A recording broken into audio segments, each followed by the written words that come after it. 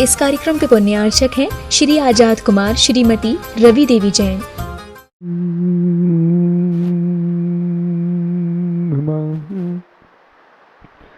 सिद्धिभ्यः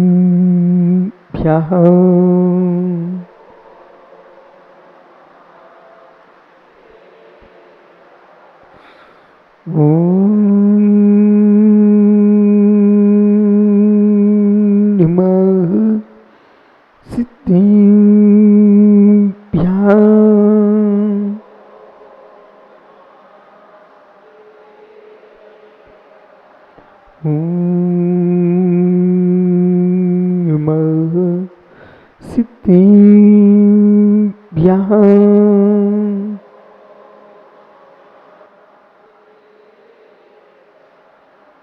लक्ष्मीनिवासिनिलयं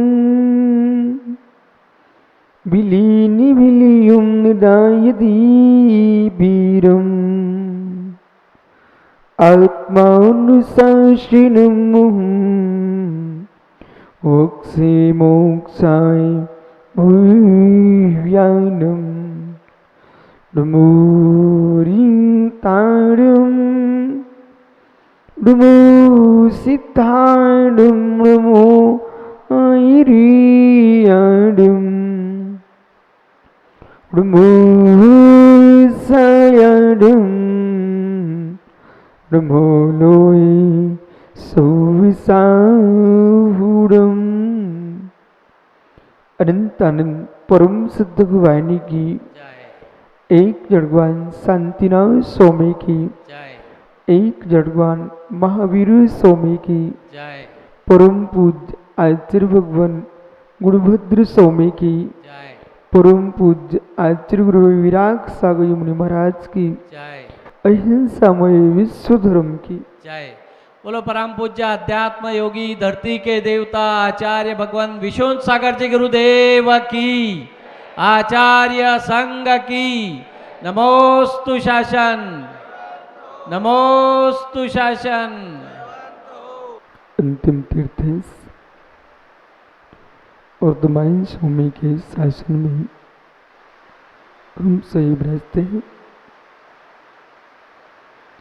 तीर्थंकर जिनेन्द्र की पीयूष देशना जिनेन्द्रवाड़ी मनुष्यों जगत कल्याणी है। ये सर्वज्ञ शासन नमोस्तु शासन जयवंतो हो, जयवंतो वीतराग श्रवण संस्कृति आचार्य प्रवर्ग भगवत गुरुभद्र स्वामी ग्रंथराज आत्मानुशासन जी में वस्तु स्वभाव की व्याख्या समझा रहे हैं। मुमुक्षु, इस ब्रह्मांड में कोई सबसे बड़ा गर्त है, सबसे बड़ा कोई गड्ढा है, उसका नाम है आशा। आशा का गर्त न विशाल है, वो कभी पूर्ण ही नहीं होता है। एक आशा पूर्ण नहीं हो पाती है, दूसरी आशा व्यक्ति के मस्तिष्क में प्रवेश कर जाती है और आशा ही आशा में एक दिन ऐसा होता है कि तेरी मृत्यु हो जाती है और पूरा परिवार निराश हो जाता है। यानी आशा की पूर्ति नहीं कर सकते हो, यदि चाहो तो संतोष को प्राप्त कर लो तो तुम्हारी आशा समाप्त हो सकती है। एक पुरुष शांति से सुख से बैठा हुआ है, लेकिन उस सुख से जीना नहीं चाह रहा है। माना कि बारिश का मौसम है, व्यापार चल नहीं रहा है, घर में शांति से बैठा है, तो चाहे तो पैसा नहीं आ रहा है तो पुण्य तो कमा सकता है। यानी घर में बैठा बैठा दुकान पर नहीं पहुंच पा रहा है, वहाँ बैठ करके भगवान की माला फेर सकता है, भगवान का ध्यान कर सकता है, जिनवाणी का पठन पाठन कर सकता है, निर्गंत गुरुओं की सेवा कर सकता है। लेकिन ललित भैया विश्वास रखना, जिनके पुण्य क्षीण हुए, प्रक्षीण पुण्यम विनस्ते विचारणम, इस सूत्र कभी भूलना मत। प्रक्षीण पुण्यम विनश्यति विचारणम। मुकेश भैया, गंगपाल जी, हे मित्र, जिस पुरुष का क्षीण पुण्य है वो परमात्मा की देहरी पर तो बैठा रहेगा पर परमात्मा को सिर नहीं झुका पाएगा। एक वो पुरुष है जो गाय का दूध निकाल रहा है और एक वो पुरुष है जो कि महेंद्र भाई दूसरे की गाय को देख करके मन ही मन में सोच रहा है कि कैसा आदमी है, इसके पास गाय है, ये दूध पीता है और ईर्ष्या में झुलस रहा है। हे मित्र, एक गाय का दूध निकाल के दूध मलाई खा रहा है और ये उस गाय को देख करके अशुभ प्रणाम करके, अपध्यान करके, खोटा ध्यान करके दुर्गति को जा रहा है। और एक पुरुष को देखो, वही उसके घर का सेवक मालिक दूध निकाल रहा है, मालिक दूध निकाल रहा है। संतोष घड़ी भैया, मालिक दूध निकाल रहा है और वहीं पर नौकर उस गाय के नीचे बैठा एक दूध देख रहा है और एक बेचारे का इतनी पुण्य है, उसके गोबर को उठा करके सेवा कर रहा है, मात्र उसको 1 महीने में वेतन मिलेगा। दोनों मनुष्य हैं। जो दूध निकाल रहा है वो भी मनुष्य है और जो गोबर उठा रहा है वो भी मनुष्य है, लेकिन उसके पास इतनी पुण्य तू गोबर ही उठा सकता है, उसका ये पुण्य कि ज्ञानी दूध पी रहा है। ऐसे जिनाले के अंदर एक बे लोग हैं जो मंदिर में मां सफाई कर पा रहे हैं, एक बे लोग हैं कि मंदिर में आकर अपने कर्मों की सफाई कर रहे हैं। परिणाम देखो आपके। यानी जब भी जिनालय आओ, मौना देश के जितने अध्यक्ष जिनालयों को हो, मंत्री, उन सबसे कह देना, कम से कम तुम अध्यक्ष मंत्री नहीं थे तब तुम सीधे मंदिर आकर के भगवान देखते थे। जब भी तुम मंदिर आते थे सबसे पहले आपको तीर्थंकर परमात्मा दिखते थे।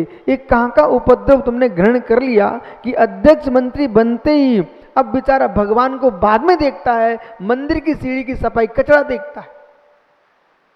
ओहो, हे ज्ञानी, मंदिर की सफाई हो जाएगी, ये पहले देखने की अपेक्षा बाद में देख लेना राहुका जी कि ये मंदिर में सफाई नहीं हुई। आप विश्वास को सबसे पहले दृष्टि कहाँ जाती है? जितनी विशुद्धि बना के लाए थे घर से, उस सारी की सारी विशुद्धि तुम्हारी देहरी पे ही समाप्त हो गई। जो अध्यक्ष नहीं है, मंत्री नहीं है, उसे न देहरी दिखती है न मंदिर दिखता है, उसको सीधे के सीधे भगवान दिखते। तो बेचारा सेवा की सेवा करे अध्यक्ष बन के और कचरा देखे। इसलिए भैया एक काम करना ललित, अब कचरा बाद में देखना, पहले 3 लोग के नाथ को देखना। प्रक्षीण पुण्यम विनस्ते विचारणम, प्रक्षीण पुण्यम विनस्ते विचारणम। जिसको अच्छी बातें समझ में आती है, ये ध्यान रखना, यह भी तुम्हारा पुण्य है। अच्छे करने के परिणाम आ रहे हैं, यह भी तुम्हारा पुण्य है। और कोई यूं कहे कि भगवान के भामंडल में झलक गया है, अब कुछ नहीं करना मुझे, ए मित्र ये भी ध्यान रखना, यदि भगवान के भामंडल में आपकी श्वान की पर्या झलकी है तो भगवान के भामंडल में ये भी झलका है कि तूने मायाचारी की है। प्रदीप भैया, जितने देश में विद्वान लोग हैं, चाहे भरत काला हो, चाहे ज्ञानियों कोई दूसरा विद्वान हो, जितने विद्वान हैं, काला जी इस शब्द पर जरा ध्यान देना। देश में जितने विद्वान हैं जो इस बात को लेके चल रहे हैं कि परमात्मा के भामंडल में, भगवान के केवल में जो हो रहा है वो होना नियत है, मुझे कुछ करने की आवश्यकता नहीं है, इस भ्रम को वो निकाल के रखे भगवान के ज्ञान में। ये तुम्हारी पर्याय झलक रही है तो भगवान के ज्ञान में तुम्हारा पुरुषार्थ भी झलकता है। बिना पुरुषार्थ के कोई भी पर्याय नहीं होती है। यदि तिरंजी बनेगा तो मायाचारी रूप तू पुरुषार्थ करेगा, नारकी बनेगा तो बहु आरंभ परिग्रह तू करेगा, मनुष्य बनेगा अल्प आरंभ परिग्रह करेगा। हे मित्र मार दो प्रणाम रहेगा, और देव बनेगा तो सराग संयम, संयम बाल तप, अकाम निर्जा अथवा संयुक्त के माध्यम से जीव देवत्व को प्राप्त होता है। मोक्ष भी जाएगा ना तो रत्नात्रय धर्म की आराधना करेगा। 237 नंबर की गाथा में प्रवचन सारजी में लिखा है, 236 नंबर की गाथा में प्रवचन सारजी में लिखा है, हे मित्र दर्शन मात्र से मोक्ष नहीं होगा। ज्ञान तुमने प्राप्त किया है लेकिन श्रद्धान तत्व पर नहीं है तो निर्वाण नहीं हो सकता। और दर्शन तुम्हारे पास है, ज्ञान तुम्हारे पास है, संयम नहीं है तो निर्वाण नहीं हो सकता है। ऐसा कुंद कुंद स्वामी लिख रहे हैं। इसलिए और निर्गंत दशा ही मोक्ष मार्ग है, तो मोक्ष मार्ग का अपर नाम कोई है, उसका नाम दिगंबर मुनि है। भैया उज्जैन बेटा कभी भूल मत कर लेना, क्योंकि यदि हमारे बंबई वाले पंडित जी आपको तत्तासूत पढ़ाएं और पढ़ाते समय इन्होंने इतनी सुंदर तरीके से आपको अध्ययन कराया आपको ये लगने लग गया पंडित साहब जो कह रहे हैं बिल्कुल सत्य है, वो सत्य था। इन्होंने आपको पढ़ाया तत्ता श्रद्धानम सम्यक दर्शनम और सम्यक दर्शन ज्ञान चारित्राणी मोक्ष मार्गा, प्लस सम्यक दर्शन ज्ञान चारित्र ये मोक्ष मार्ग है। और इतने ढंग से अध्ययन कराया कि वो मोक्ष मार्ग का स्वरूप बताते बताते इतने तन्मय हो गए और सुनने वाला इतना तन्मय हो गया कि सम्यक दर्शन ज्ञान चारित्र मोक्ष मार्ग है, इसे अध्ययन करके घर चला गया। बस सम्यक दर्शन ज्ञान चारित्र मोक्ष मार्ग है, इस पर पूर्ण उसको श्रद्धा हो गई। लेकिन कभी भी उसने ये चिंतन नहीं करके दिया वो सम्यक दर्शन ज्ञान चारित्र होता किसके पास है। समझ रहे ना आप अरुण भैया? सम्यक दर्शन ज्ञान चारित्र मोक्ष मार्ग है, पर इतने तरीके से वो विद्वान ने अपना जीवन भर निकाल दिया सम्यक दर्शन ज्ञान चारित्राणी मोक्ष मार्ग कहते कहते, पर एक दिन भी इस शब्द का प्रयोग नहीं किया कि हे मित्र सम्यक दर्शन ज्ञान चारित्र मोक्ष मार्ग ये होता कहां पर है। मिश्री मीठी होती है, मिश्री मीठी होती है, और मिश्री मीठी होने का इतना सुंदर ढंग से परोसा गया कि आपको ज्ञान हो गया मिश्री मीठी होती है, पर मिश्री मीठी उत्पन्न कहां होती है इसका बोध नहीं कराया गया। यदि मिश्री मीठी भगवान के भामंडल में झलक रही है, मिश्री मीठी भगवान के केवल में झलक रही है, ललित विषय बहुत ऊपर का है, समझो मिश्री मीठी है, ये भगवान के केवल ज्ञान में झलक रहा है, तो क्या भगवान का केवल ज्ञान अधूरा है क्या? अरे मिश्री मीठी झलक रही है तो मिश्री जिस गन्ने से उत्पन्न होती है वो गन्ना भी झलकता है। समझ में आ रहा है क्या? ओहो मिश्री मीठी होती है, ये झलका तो मिश्री मीठी हो रही है तो किससे हो रही है? मां गन्ना नहीं झलकेगा क्या? यदि भगवान एक सज्जन ने कहा सोलापुर के प्रदीप भाई से कि भगवान के केवल ज्ञान में झलक गया है कि कुत्ते को स्वर्ग जाना है। सुब्रत सागर आज के उपदेश सुनो लोगों के, भगवान के ज्ञान में झलका है कुत्ते को मोक्ष जाना है, तो फिर जब भगवान के ज्ञान में कुत्ते को मोक्ष जाना वो स्वर्ग जाना झलक गया तो नमोकार पढ़ने की क्या आवश्यकता? आप लोग अज्ञानी हो जो ऐसा कहते हो कि नमोकार का उच्चारण सुन करके नमोकार पाठ करके वो स्वर्ग चला गया, वो तो केवल में झलक गया था इसलिए चला गया। ओह, औरंगाबाद के मुमुक्षु बहुत विवेक के साथ समझना, भगवान के ज्ञान में कारण झलकता, कार्य झलकता है तो भगवान के ज्ञान में कारण भी झलकता है।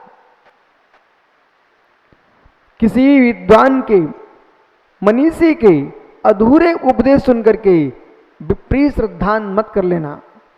घोड़ा जी, यदि ये झलक रहा है कि घोड़ा जी पिताजी हैं, कपूरचंद घोड़ा विधायक सांसद ये पिता है, हे मित्र, यदि भगवान के ज्ञान में पिता झलक रहा है तो भगवान के ज्ञान में उसका बेटा भी झलकेगा। बिना बेटे के पिता बना कैसे है?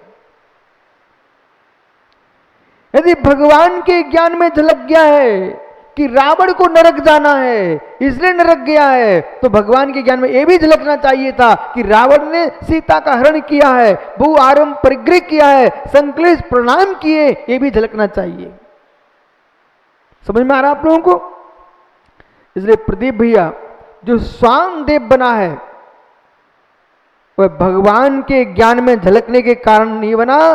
स्वान देव जो बना है, आचार्य समंतरुद्ध स्वामी ने कहा है, ज्ञानियों स्वान भी देव होता है।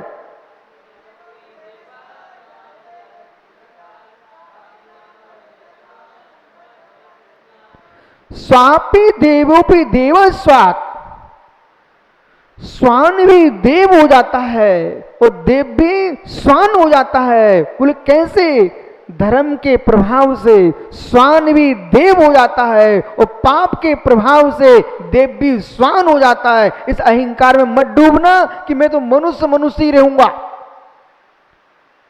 अंदर के विषय समझते जाना। आपके भारत के अंदर कपूरचंद घोड़ा जैसे नेता बैठे रह गए, आचार्य शांति सागर, महावीर कीर्ति, विमल सागर, देशभूषण, विद्यानंद, बड़े बड़े धुरंधर, विद्यासागर, विराग सागर, देवनंदी, कुमुदनंदी, जितने जितने भी के आचार्य, हे मित्र, वर्धमान सागर, सारे आचार्य देखते रह गए, परंतु मिथ्यात को फैलाने वाले फैला के चले गए। तुम कुछ नहीं कर पाए। हे मित्र, अब प्रयास ही हो सकता है। ललित भैया, औरंगाबाद के मंदिर के गेट पर आप लाठी लेके खड़े हो जाना शाम के समय, जब प्रकाश हो सूर्य का, और यूं कहना कि चुनौती है, तू मेरे मंदिर में प्रवेश का है कौन? अंधकार में तुम कितनी लाठी ले खड़े रहना, लेकिन शाम होगा, सूर्य ढलेगा, तुम्हारी लाठियां रखी रह जाएंगी, अंधकार आ ही जाएगा, वो आप अंधकार के बीच में होंगे। ऐसे ही कलयुग का प्रभाव है। द्रोह मिथ्या, भाव मिथ्या, ये फैलेंगे ही फैलेंगे, तुम कुछ नहीं कर पाओगे। पर एक ही बात है, अंधकार को आते नहीं रोक पाओगे, लेकिन अंधकार से बच सकते हो। वो देवेंद्र कल आया क्या? जज साहब निर्णय करिए कि आप अपने दोनों वकीलों को बुला लो, दोनों कासलीवाल को, निर्णय करो कि अंधकार को क्या आप रोक सकते हो क्या? पर इतनी प्रज्ञा तुम्हारी जज की होना चाहिए कि अंधकार से रहित हम जी सकते हैं। अंधकार को नहीं रोक सकते, वो शाम आएगी, काली रात्रि होगी, परंतु हम काली रात्रि में भी हेलोजन जला सकते हैं, आप टॉर्च जला सकते हो, दीप जला सकते हो। ऐसे कलयुग के एक काले मिथ्यात के काल में भी हम अपने घर में सम्यक का दीप जला सकते हैं। खाली बसो। ओहो, समझ में आ गया प्रदीप भैया? समझ में आ गया? कलयुग में मिथ्यात की बातें करने वाले लोग मिलेंगे, तो सूर्य के अस्त होने के काल में अंधकार आएगा ही आएगा, इसे तुम रोक नहीं पाओगे। फिर भी घी का दीप जला करके तुम प्रकाश में रह सकते हो। ऐसे ही आपको जगत की मिथ्या दृष्टि जीवों की व्याख्या सुन करके निर्णय ये करना है कि ये जो कथन चल रहा है इस शादवाद से चल रहा है कि एकांतवाद से चल रहा है। इस बात को ध्यान रखना। जब जब उपदेश प्रारंभ होना, एक विषय को सुनते समय ये ध्यान रखना द्विसंधान हो जाता है। और द्विसंधान हो तो आपको तुरंत ध्यान रखने, मैंने वकील साहब एक शब्द बोला है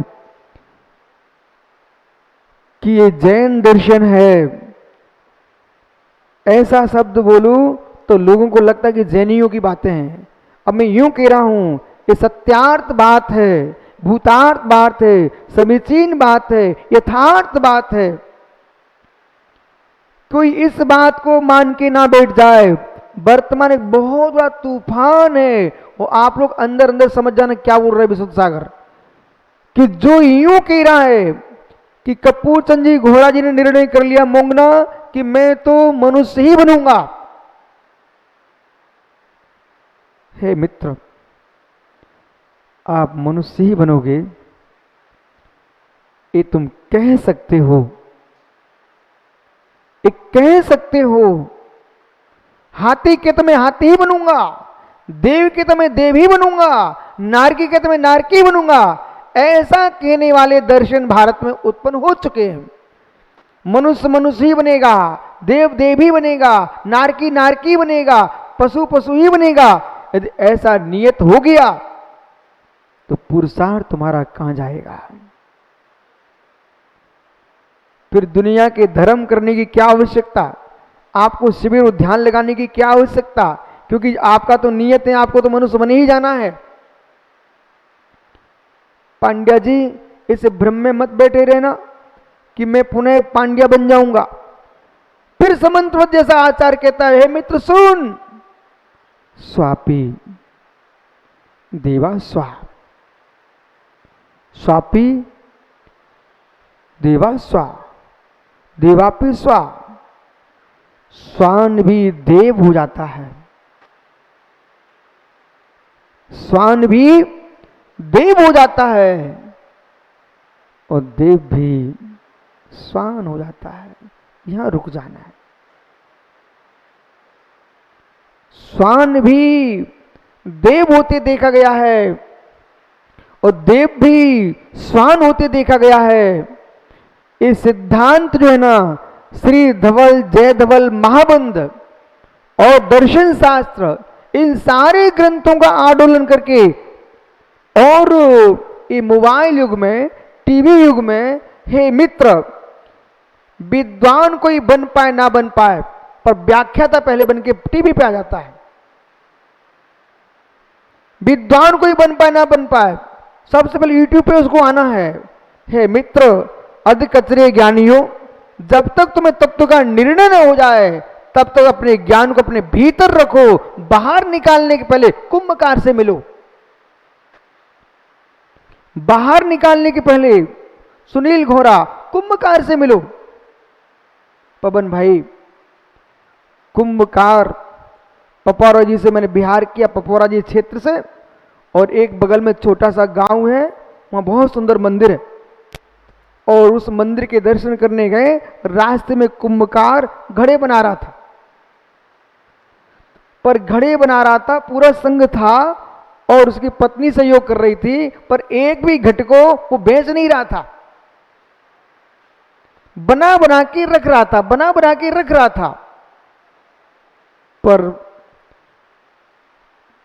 वकील साहब, उसने किसी भी आदमी से नहीं कहा आप मेरा घट खरीद लो, नहीं कहा।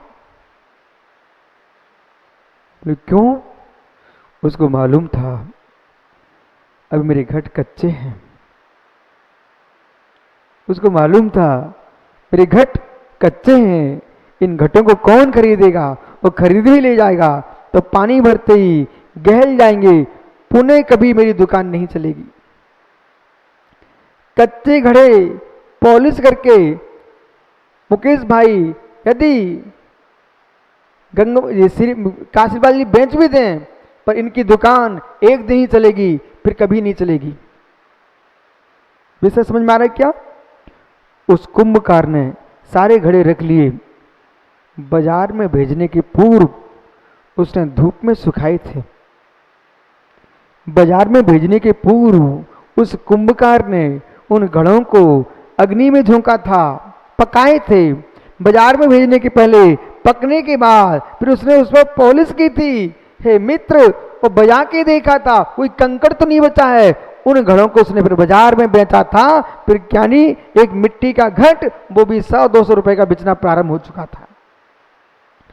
ऐसे जिस व्यक्ति को इस मंच पर आने के पहले कुंभकार से मिलना चाहिए कि मेरा ज्ञान का घट मजबूत हुआ कि नहीं हुआ है। यदि मजबूत नहीं हुआ तो कच्चे घड़े बन के मंच पर बेचने मत आना।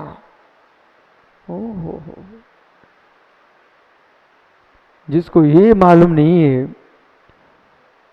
कि भगवान का ज्ञान, प्रदीप भैया जहां सुना उनको जरूर सुनाना। भगवान का ज्ञान ज्ञान ही है। कासली बाल जी बैठ जाओ। भगवान का ज्ञान ज्ञान ही है।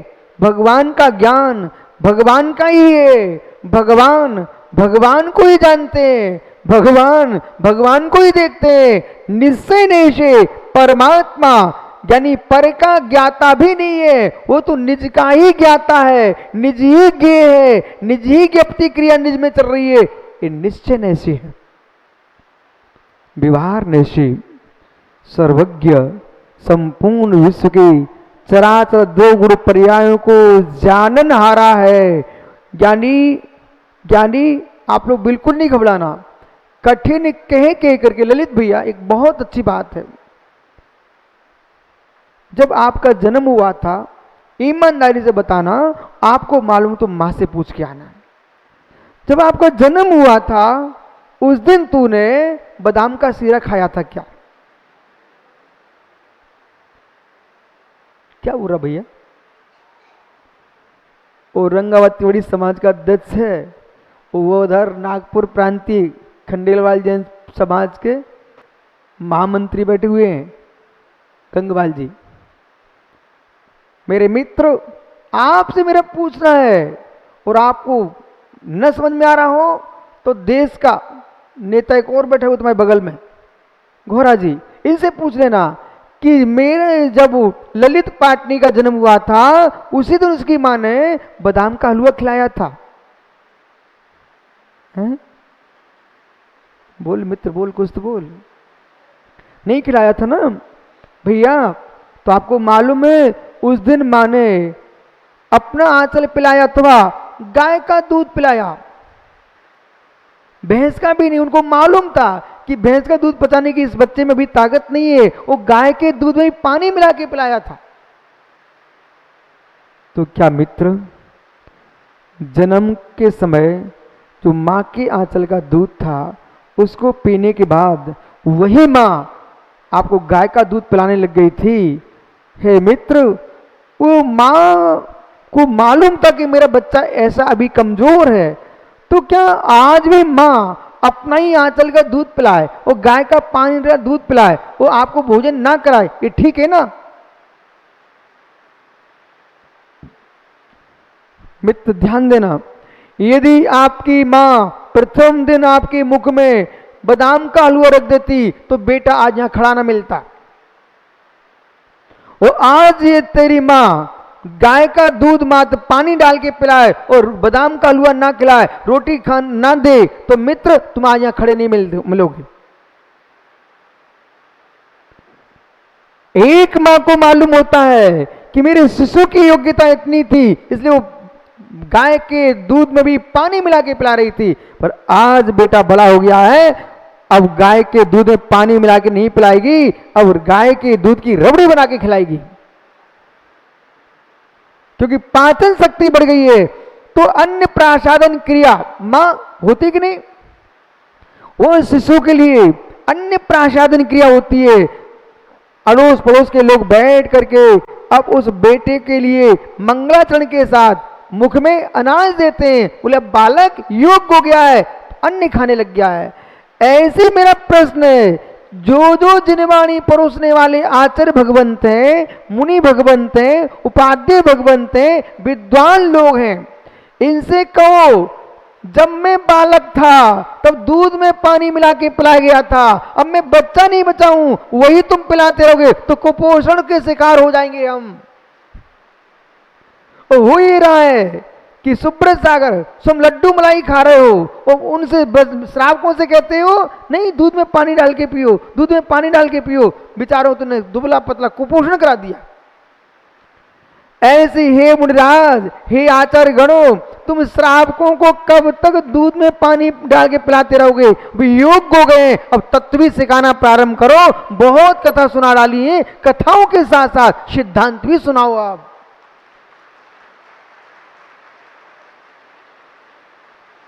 जो भी आते इतनी बोलते ये तो श्रावक हैं, वे पर्यूषण की कहानियां बिल्कुल फिक्स है, हर पर्व की कहानियां फिक्स है, वही वही सुनाना है। अरे मित्र, सिद्धांत भरी है अब इनके अंदर, अन्यथा मालूम क्या हो रहा है, तुम जाति से जैन बने रहोगे, मस्तक तुम्हारे दूसरे हो चुके हैं और तुम्हारे मंचों से वो पालनहारे गवता शुरू हो जाएगा और तुम जैन कहलाते रहोगे, पर सिद्धांत तुम्हारे जैन समाप्त हो जाएंगे। ओह, ललित समझ में आ रहा ना? अब सुनो, सिद्धांत सुनो। अब तो जो यूं कह रहा है कि मात्र भगवान के ज्ञान में झलकेगा वैसा होगा। अरे वो भगवान के ज्ञान को झूठा नहीं करना है, वैसा हो जाने देना, लेकिन इतना ध्यान रखना, भगवान के ज्ञान में झलकने से नहीं होता है, भगवान के ज्ञान में तो झलकता है, जो जो होना होता है वो झलकता है। भगवान किसी को करते नहीं है, भगवान करता नहीं है। भगवान जो है ज्ञापक होते हैं, कारक नहीं होते हैं। जैसे कि अब ज्ञापक कारक जो शब्द है आपको कठिन लग रहा ना, भगवान ज्ञापक होते हैं, कारक नहीं होते हैं। इधर देखो, माना कि ये दर्पण है, ठीक है, ये दर्पण जो है, तो इस दर्पण में महेंद्र भाई किस किस का चेहरा दिखेगा? आपका दिखेगा, ललित का, उनका भी दिख जाएगा। ठहरिए, तो ललित का जो चेहरा दिख रहा है वो दर्पण में आ रहा है सांवला, और महेंद्र का दिख रहा है वो थोड़ा कम सांवला। वो उज्जैन का बालक भैया खड़ा है, बैठा है, उसका चेहरा आया तो गोरा हो गया। अब मेरा प्रश्न ये है, तो दर्पण ने क्या ललित पाटनी के चेहरे को सांवला किया? बहुत बढ़िया विषय है, मतलब आप बहुत गहरे सिद्धांत सुन रहे हो और इन सिद्धांतों को नहीं समझोगे तो हम दूसरे के साथ मिथ्यात्व में डूब जाएंगे। ये भाई का चेहरा महेंद्र गोरा झलका दर्पण में, ठीक है, आपका थोड़ा सा सांवला, पाटनी का और सांवला। तो ये बताइए, पाटनी का सांवला चेहरा झलका, वो दमदार आदमी था, उसके हाथ में बंदूक थी, बोले मेरे चेहरे को काला दिखाता है दर्पण, उसने बंदूक मार दी। किसको? दर्पण को। तो क्या दर्पण को बंदूक मारने से क्या ये पाटनी ललित गोरा हो जाएगा क्या? हे मित्र, दर्पण तो बेचारा दर्पण था, तो दर्पण न किसी को काला कर रहा है न गोरा कर रहा है, वो तो दर्पण का काम है, तुम जैसे हो वैसे दिख रहे हो। समझ में आ रहा है कि नहीं? इसी बीच में क्या हुआ, वो भाई कैमरे वाला आया, उसने फोटो खींचा तो इसका गोरा निकल आया, उसका सांवला निकला। तो कैमरे वाले भाई से पाटनी लड़ने खड़ा हो गया, बोले तू कैसा आदमी है, डबल पैसे ले ले, जैसा सुंदर वैसा उसका फोटो निकला है वैसा ही मेरा बना दे। बोले श्रीमान जी, आप मेरे पर तो गुस्सा कर सकते हो, पर मशीन पर गुस्सा करो। वो मशीन किसी गोरे को काला नहीं करती, काले को गोरा नहीं करती है। कि आप मेरे पे गुस्सा मत करो, अपने कर्मों पर गुस्सा करो। तुम ऐसा काम करके क्यों आए थे जो काले हो गए, आप मेरे पर क्यों गुस्सा कर रहे हो? मित्र, भगवान पर गुस्सा मत करना, कि प्रभु मुझे ऐसा क्यों बना दिया। भगवान का दोष नहीं है, तुमने जैसा कर्म किया था वैसा तुम्हारा आकार बना है, समझ रहे ना। तो जैसे दर्पण के अंदर जैसा चेहरा होगा वो ही झलकेगा, ऐसे ही केवली भगवान। अब ललित शब्द का अर्थ है ज्ञापक और कारक। दर्पण जो है आपके चेहरे का कर्ता, बोलो, है नहीं है। दर्पण आपके चेहरे का कर्ता नहीं है, दर्पण ज्ञापक है। मतलब दर्पण तुम्हारे चेहरे को बता रहा है कि ऐसा है, पर दर्पण तुम्हारा चेहरा बना नहीं रहा कि ऐसा है, बनोगे। सन्मति भैया, डॉक्टर साहब ठोले, दर्पण जो है आपके शरीर को इतना मस्त तंगड़ा बाहुली भगवान जैसा दिखा देगा, लेकिन दर्पण ने तेरे इस मस्त शरीर को बनाया है कि दिखाया है? क्या बोल रहा भाई? दिखाया। वकील साहब विश्वास मानो, सब ज्ञानी हो चुके हैं, अब इन्हें कोई हिला नहीं सकता इतने, क्योंकि भगवान का अभिषेक पूजन पाठ के ज्ञानी आप पहले से ही हो, वो मुझे सिखाने की आवश्यकता नहीं है, हमारी परंपरा में प्राप्त है। लेकिन हमें वो सीखना है जिसके नाम पर सम्यक मिथ्यात्व का निर्णय होता है। सन्मति भैया बराबर ऐसे ही बोलना, दर्पण ने मुझे बताया है कि ऐसा लंबे तुम दिख रहे हो, लेकिन बनाया नहीं है। इसी प्रकार से भगवान सर्वज्ञ देव के ज्ञान में चराचर त्रिगुण पर्याय झलक रहे हैं। भगवान का ज्ञान जगत को बताता है, भगवान का ज्ञान जगत को बनाता नहीं है। यदि भगवान का ज्ञान जगत को बनाने लग गया तो हे जैनी, आप में और ईश्वरवादी में कोई अंतर नहीं होगा। आज आप जैन दर्शन स्वतंत्र धर्म है, ये किसके बल पर तुम निर्णय हुआ है? जैन धर्म भारत का स्वतंत्र धर्म है, ये किसके बल पर तुम जीते हो? थोड़ा इस बात को दिमाग में रखना। पूजन पाठ आदि से नहीं, सबसे मूल सिद्धांत है हम अपने परमात्मा को अपना कर्ता नहीं मानते हैं। भगवान हमारा कर्ता नहीं होता है, भगवान ज्ञाता होता है, कर्ता नहीं होता है। इसलिए जो जीव यूं कह रहा है कि वो न भगवान के ज्ञान में कुत्ते का स्वर्ग होना झलक गया था इसलिए स्वर्ग गया है, नमोकार पढ़ने से नहीं गया, ऐसा जो कथन कर रहा है वो मिथ्या दृष्टि बोल रहा है।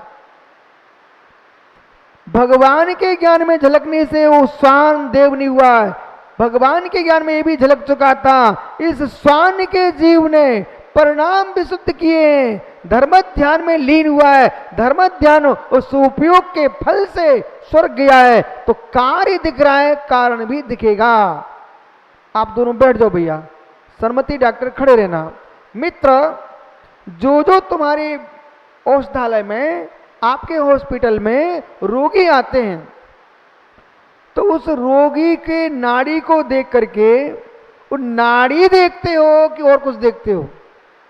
अभी बहुत सारा रहस्य निकलने वाला है भैया, विश्वास पकड़ो। आपसे कुछ पूछ रही है समाज, देख रही है आपको। आप रोगी की नाड़ी पकड़ते हो तो नाड़ी देखते हो, नाड़ी देखने के लिए नाड़ी देखते हो, नाड़ी देखने के लिए नाड़ी देखते हो कि और कुछ देखते हो? क्या बोल रहा भाई?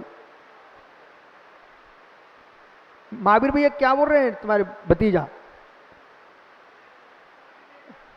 नाड़ी देखने की नाड़ी देखता है, थोड़ा समझाओ वैद्य को। नाड़ी देखने की नाड़ी देखेगा तो कोई कोर्ट केस कर देगा कि मेरा हाथ देख रहा है।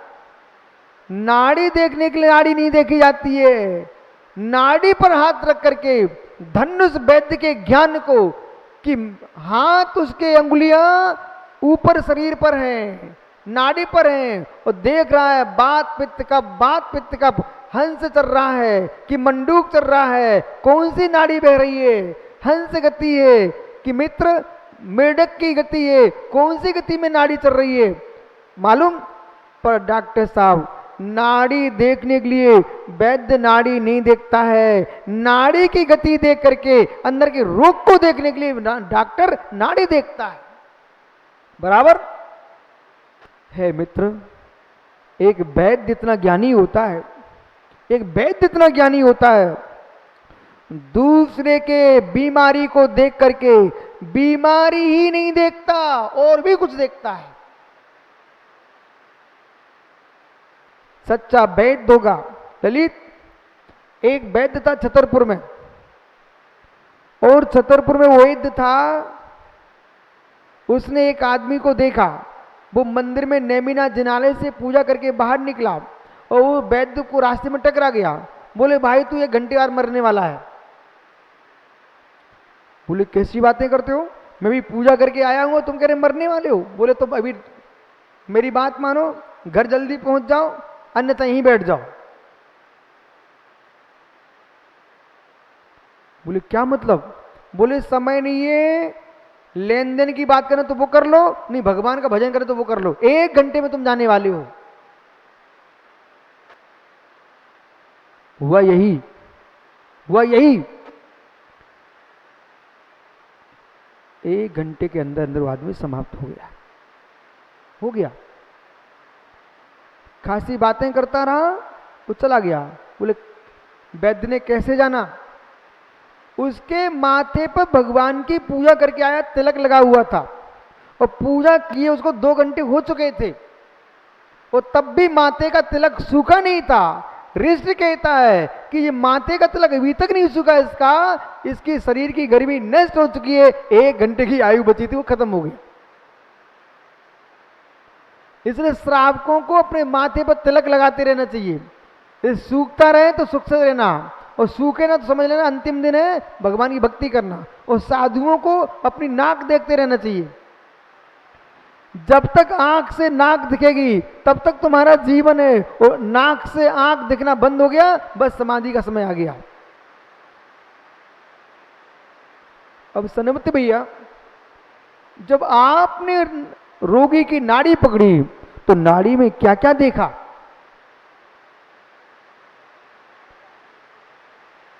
इस जीव ने रोग ही नहीं देखा, रोग के कारण भी देखे हैं। वो नाड़ी पकड़े हुए है मालूम? अपनी एक पांड्या करके कामटी, नागपुर पास कामटी है, वो कामटी में एक वैद्य जी है पांडे, इतना होशियार वैद्य है वो, हमारा ब्रह्मचारी बेटा संजय। ये बीमार 24 घंटे बीमार चिल्लाता रहता है। वो उसने आकर के नाड़ी पकड़ी, मालूम क्या बोलता? हाँ हाँ हाँ, अब तू ठीक होना चाहता है, खूब पराठे खाए तूने, खूब पराठे खाए। अब ये हंसने लग गया। बोले क्या हुआ? बोले बोल सही बोल। बोले हाँ मैंने छोटे में बहुत पराठे खाए हैं। बोले अब क्या मेरे से पूछ रहा है? संजय ऐसा ही है ना? तो मतलब वैद्य नाड़ी पकड़ते देख लेता है कि रोगी है, ये रोग है, रोग क्यों हुआ है इसे भी देखता है। तो वैद्य ने 3 पर्याय देखी उसकी।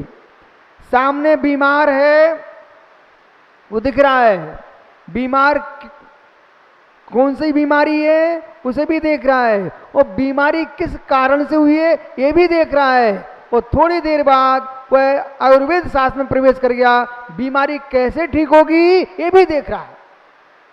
कौन? वैद्य देख रहा है। जब वैद्य देख सकता है कि बीमार है, वैद्य से बीमार क्यों हुआ है, वैद्य देख रहा बीमार कैसे ठीक होगा, ऐसे हमारे भगवान देख रहे हैं। ये जीव नारकी है, ये जीव नारकी क्यों बना, ये जीव नरक पर ऐसे कैसे छूटेगा, भगवान के ज्ञान में सब झलकता है, वे वैद्य हैं।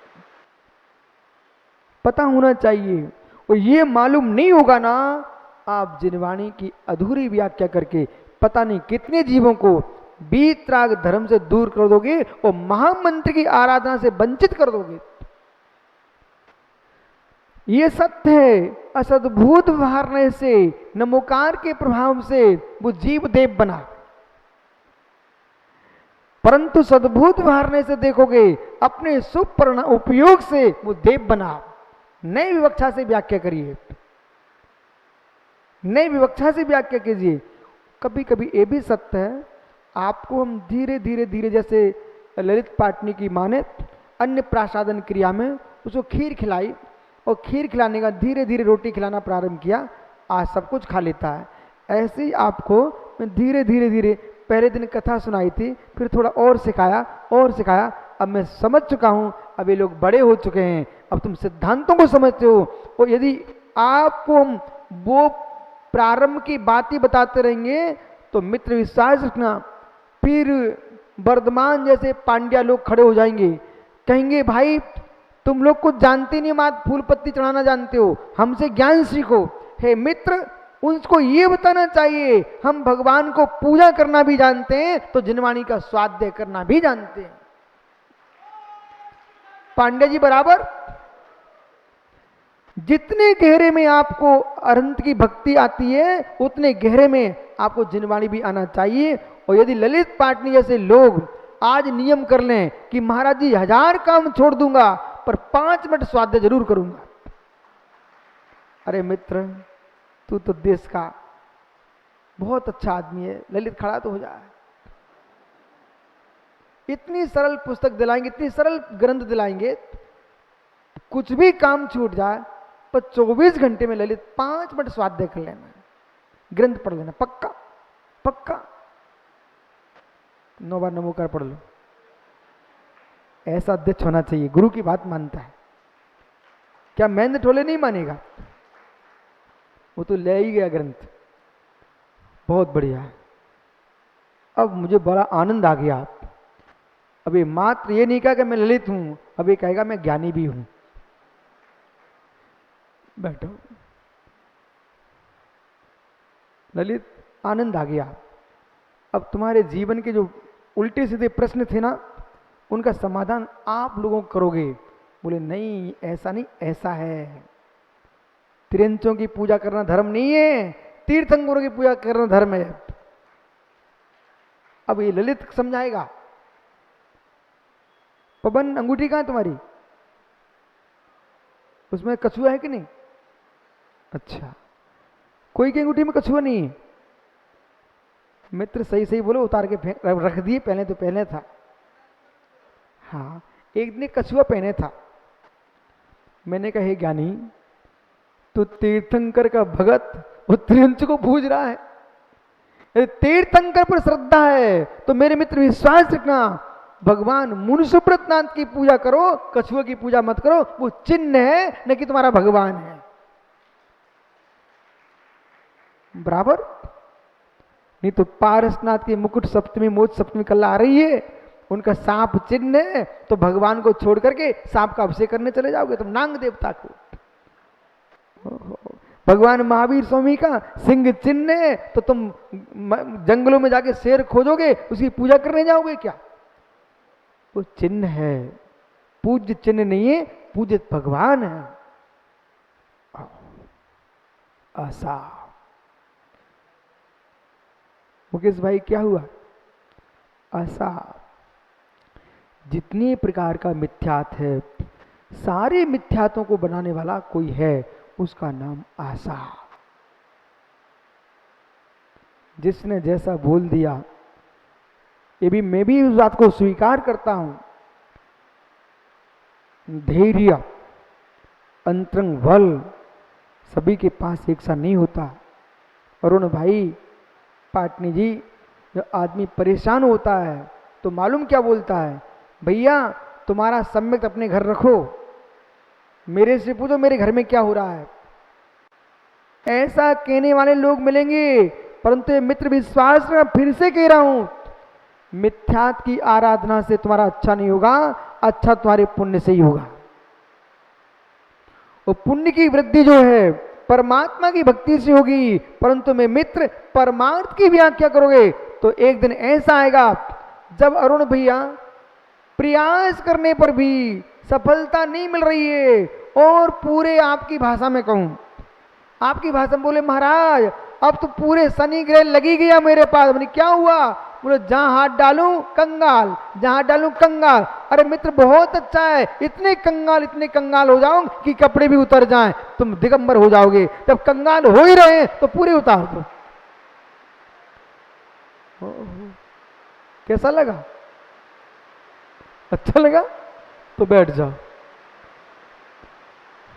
आशा मृत्युभूत गथा निधम से चापी समीभूत मानस धनम।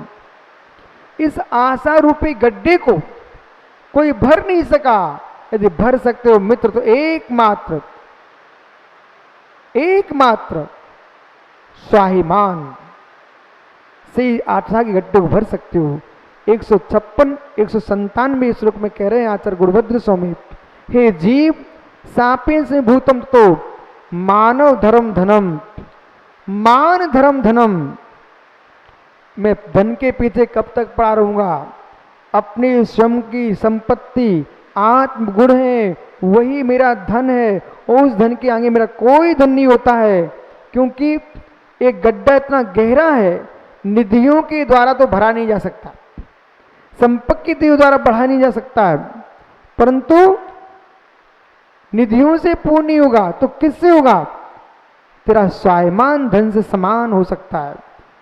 एकमात्र स्वाभिमान धन समान होता है। स्वाभिमान रूप धन ही तेरा यथार्थ धन है। स्वाभिमान, मान नहीं, स्वाभिमान।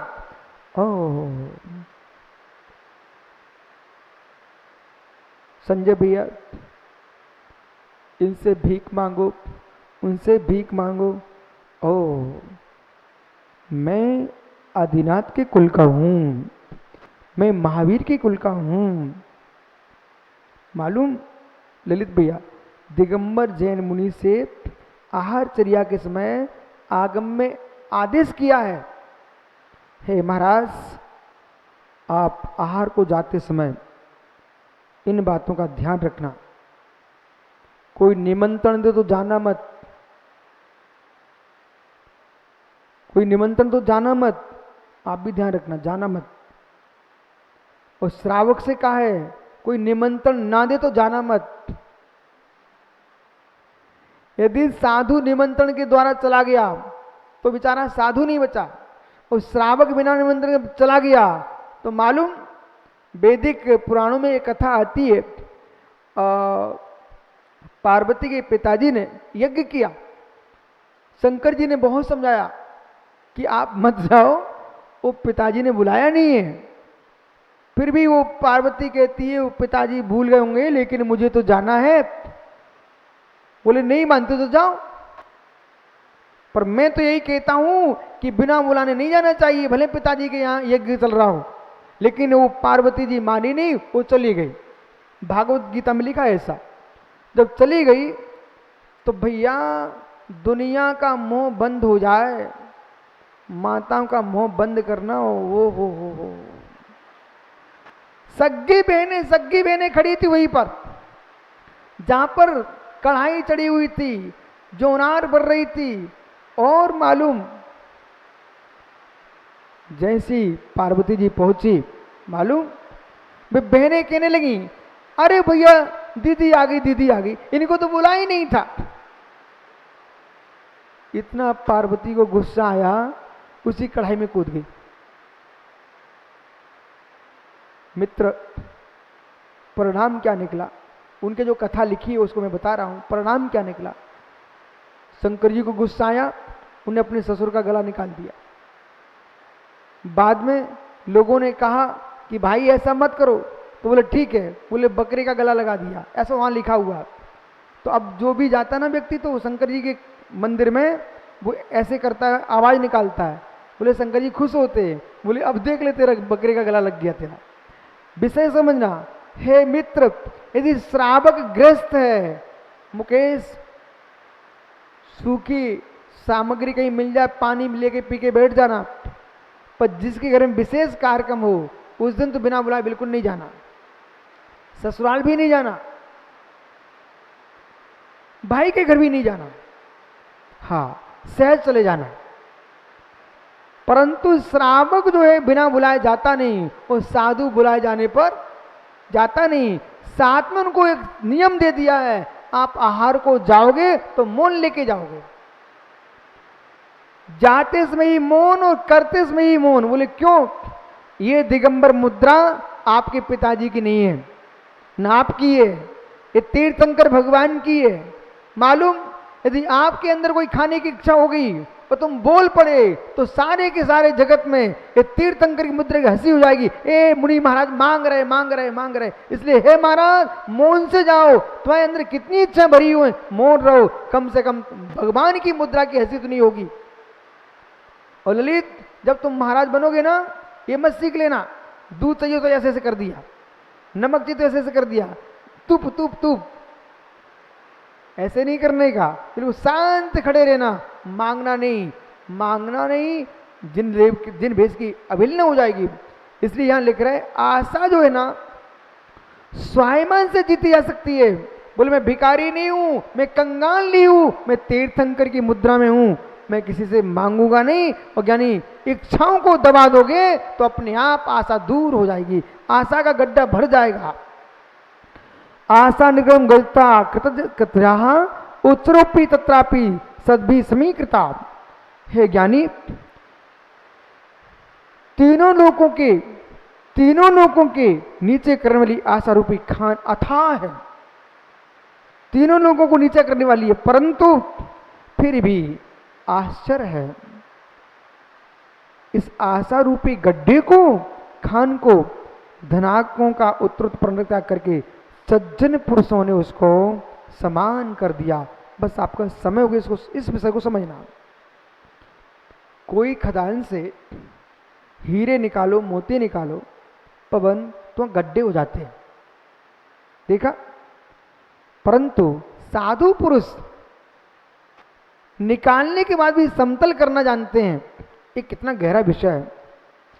जगत में किसी भी खान से कोई सामग्री निकालोगे तो गड्ढा बढ़ता है, घटता नहीं है। परंतु साधु पुरुष अपनी आशा के गड्ढे को उसमें से निकालने के बाद भी समतल कर लेते हैं। ये आश्चर्य कैसा? वो ऐसा आश्चर्य है कि आशा का गड्ढा इतना विशाल है, उसके अंदर से आप भरना था तो कैसे भरेंगे आप? ज्ञानी, गड्ढा तो बढ़ेगा ना। बोले नहीं, अन्य गड्ढे तो सुरेश भैया कासलीवाल वस्तु निकालने पर और बढ़ जाते हैं, पर आशा के गड्ढे से आशा को ही निकाल दो तो अपने आप समतल हो जाता है। आशा के गड्ढे से आशा को ही निकाल दो, इच्छा को ही बाहर कर दो तो अपने आप समतल हो जाता है। इसलिए साधु लोग आशा के गड्ढे से आशा को ही निकाल देते हैं, वो समतल हो जाते हैं। इसलिए ज्ञानियों, आज से ऐसा करना, आशा के गड्ढे को भरना चाहते हो तो इच्छाओं को निकाल दो, तुम्हारा गड्ढा भर जाएगा। जाओ, कल फिर आओगे, पर तो पुनः चर्चा करूंगा।